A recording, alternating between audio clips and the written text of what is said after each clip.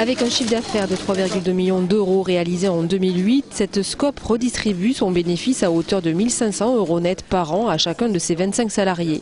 Ce commerce d'alimentation et produits cosmétiques bio applique donc la part travail.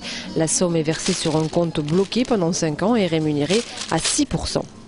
Dès que vous avez du résultat, il est à 33% minimum réparti entre tous les salariés.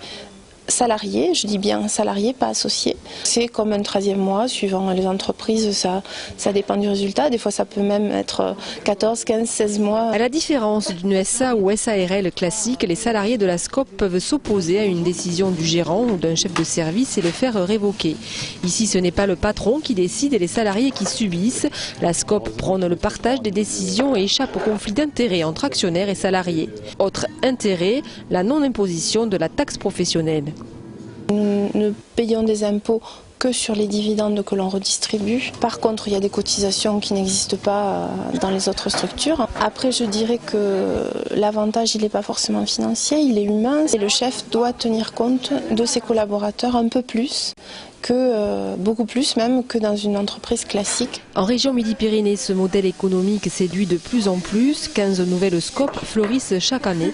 Et en 2008, on a recensé dans ces structures plus de 1800 salariés.